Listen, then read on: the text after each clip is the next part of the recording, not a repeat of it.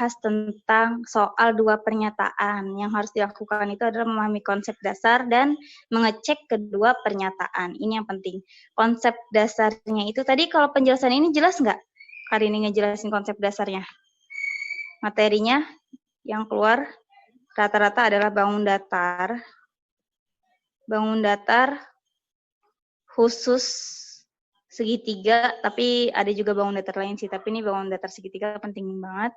Terus tentang sudut, aljabar, sama apa tadi? Iya, persamaan linear. Ya. Baru setelah itu kita ngecek kedua pernyataan tersebut. Harus dicek dua-duanya ya. Lanjut soal yang pertama. Di sini ada segi 5 ABCDE terbentuk dari dua segitiga siku-siku. Siku-sikunya ada ACB sama ada AEB. Siku-sikunya di E ya. Terus AB itu 18. Sisi AC dan BE berpotongan di titik D, titik D ini. Nah, jika luas segitiga ADE sama dengan 21, tadi ini luas segitiganya sama dengan 21, berapakah jarak D dari AB? Jarak itu berarti mencari jarak terpendek ya dari titik dan garis. Cara taunya adalah dengan mencari tegak lurusnya aja. Titik dan garis itu harus tegak lurus syaratnya. Biar menjadi jarak terpendek. Nah, sekarang berapakah jarak dari jarak D dari AB? Nah, sekarang putuskan apakah pernyataan 1 dan 2 berikut cukup untuk menjawab pertanyaan tersebut. 1. Pernyataan pertama, AC sama dengan 10. Di sini AC katanya sama dengan 10. Kira-kira kalau misalnya AC-nya 10, kita bisa tahu nggak D-nya itu berapa? Kita lihat ya, di sini ternyata ada segitiga kari ini balik. Jadi di sini C, ini B, ini A. Kalau misalnya ini 10, ini 18, kita bisa tahu BC ya, pakai Pitagoras ya.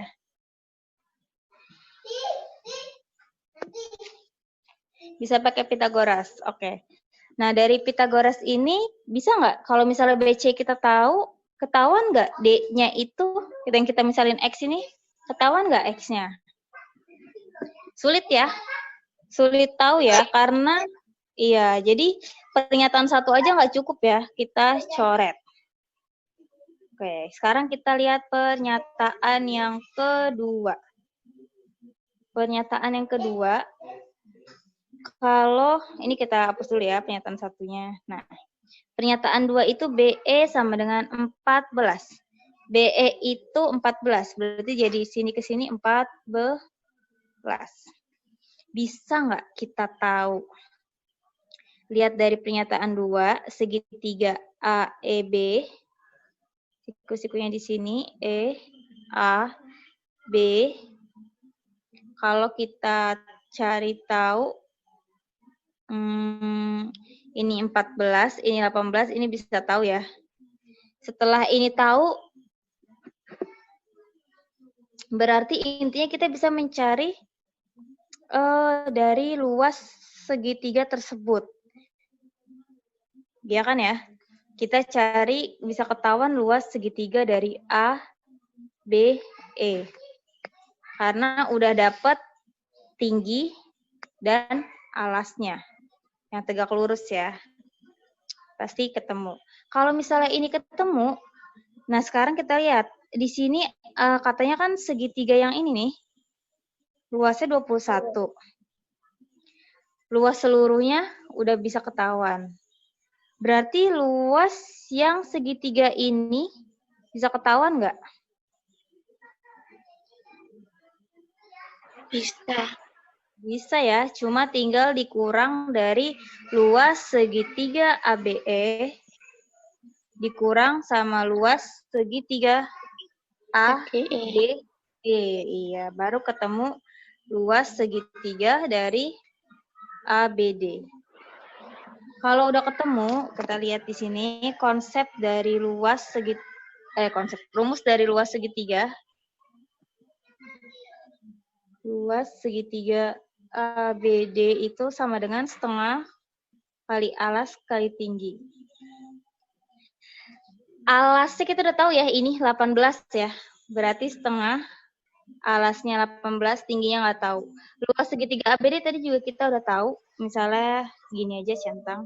Berarti tingginya pasti kita bakal tahu ya. Atau tingginya itu adalah jarak dari D dan AB gitu. Berarti otomatis pernyataan 2 aja cukup untuk menjawab soal dari ini ya. Maka dari itu jadi jawabannya yang B. T-nya kok nggak diketahui? T-nya diketahui jarak D dari AB, cuma kita nggak usah nyari karena ini pertanyaannya cuma memutuskan aja, nggak usah nyari jawabannya berapa gitu. Jadi kita pilihnya yang B gitu.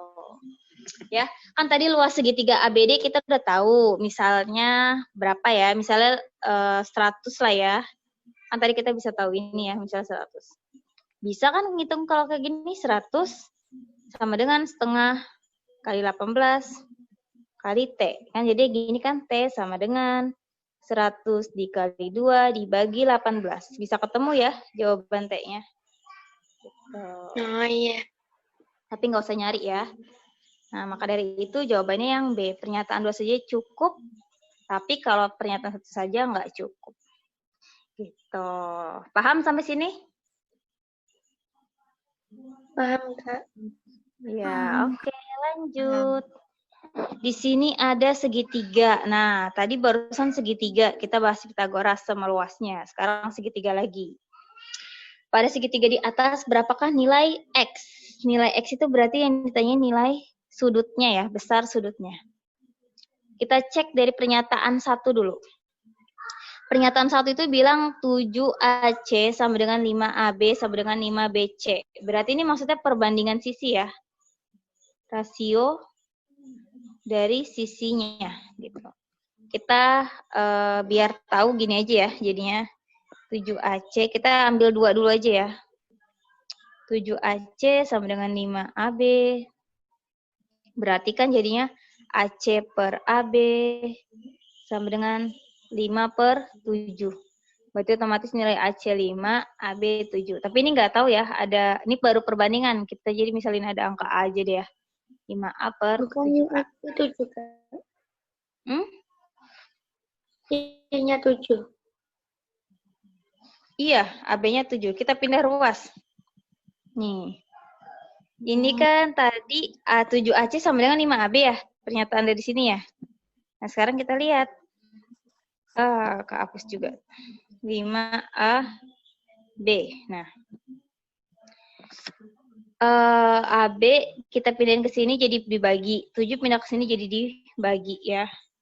Jadinya kan gini kan. AC per AB sama dengan 5/7.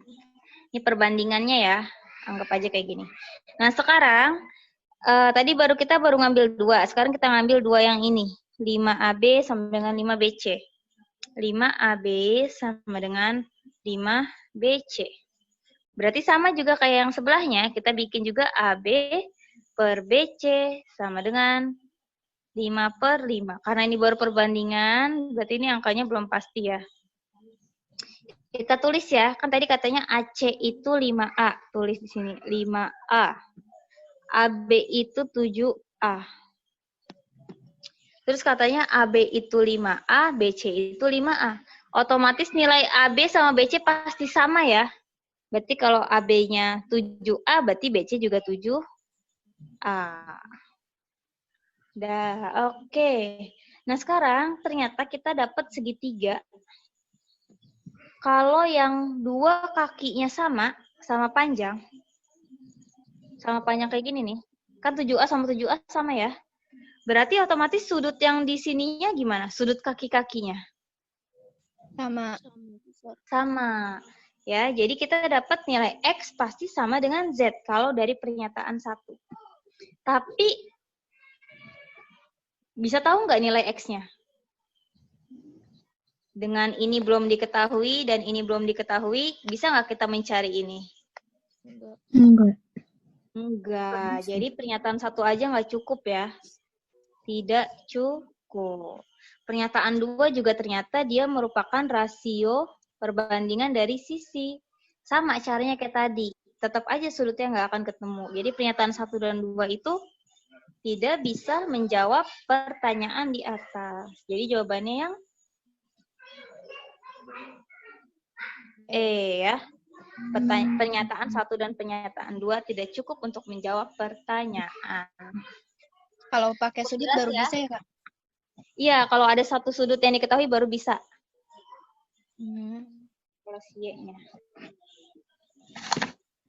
Oke, lanjut.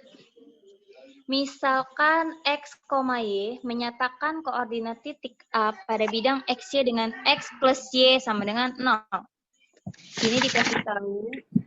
Ini koordinat titik A pada bidang XY, ya bidang XY udah pada tahu lah ya, kalau koordinat itu yang ini X, yang ini Y, terus ada titik, maksudnya ini titik XY gitu. Maksud soalnya kayak gitu ya, nggak usah ditulis ya. Nah, terus di sini katanya X plus Y sama dengan 0. Berarti kalau dari pernyataan X plus Y sama dengan, tidak sama dengan 0, berarti otomatis nilai X pasti nggak sama dengan Y dong. Ya, kalau sama hasilnya 0. Nah, apakah A terletak pada kuadran 3? Mana ya tadi? Oke. Kok ini X plus Y ya soalnya? Ini salah ya maksud soalnya ya. Bukan X plus Y ya, X min Y. Sorry nih. Nah, gini. Nah, kalau X min-nya kita bisa ngambil kesimpulan dia nggak sama dengan 0. Karena kalau cuma X plus Y tidak sama dengan 0, ini akan banyak kemungkinan X sama Y-nya. X-nya bisa 4 tambah 3, kan 7. Atau 8 tambah 9, 8 tambah 9, 17. Gitu. Kan akan banyak kemungkinan. Jadi ini soalnya keliru. Jadi harusnya dia X min Y. Kalau misalnya X min Y, kita bisa ngambil kesimpulan pasti nilai X sama Y nggak boleh sama. Karena kalau sama, pasti hasilnya 0. Gitu. Apakah A terletak pada kuadran 3? Kuadran, masih ingat kuadran? Kalau di koordinat, kuadran itu yang, kuadran 1 yang ini kan X, ini Y. Ini kuadran 1, ini kuadran 2, ini kuadran 3, ini kuadran 4. Dah. Yang ditanya, titik A-nya itu ada di kuadran 3 nggak?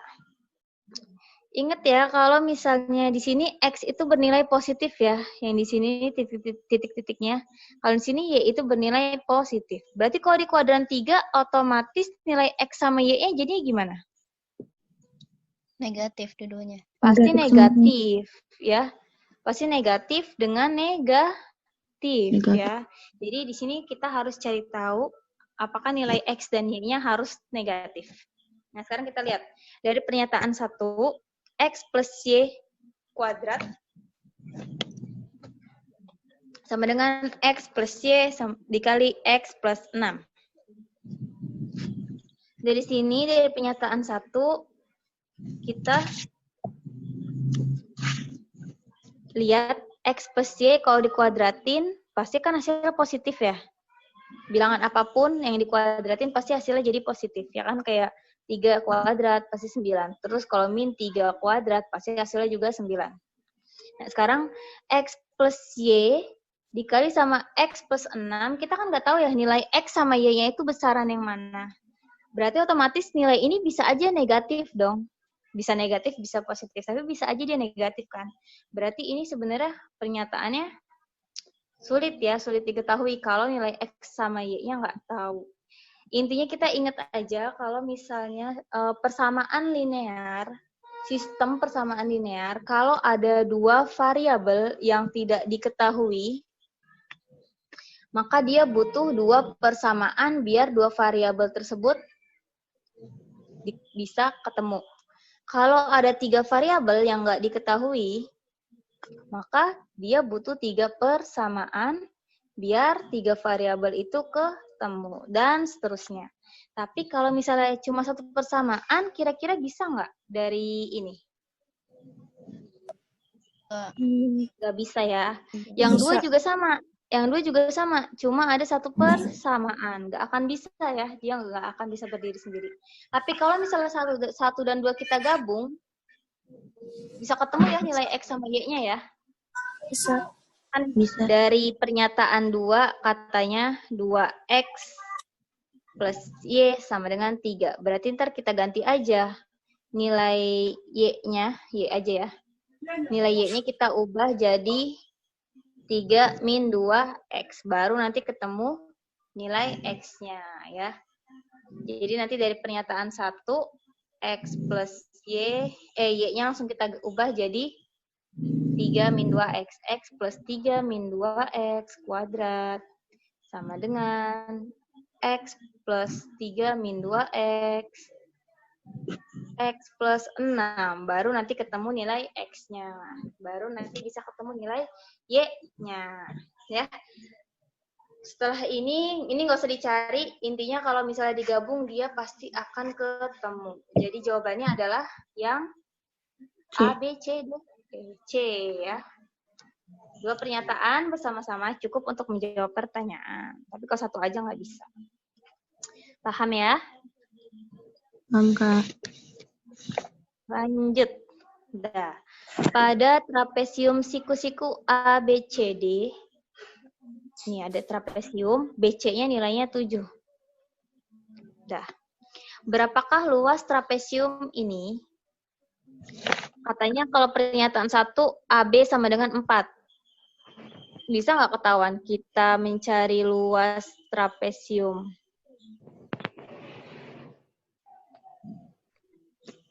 Trapesium rumusnya apa sih?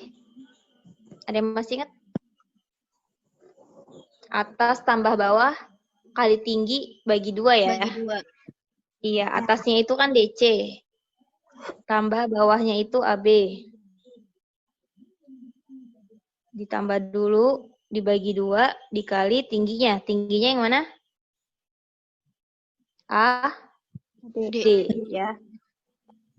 Berarti intinya 3 ini harus tahu ya.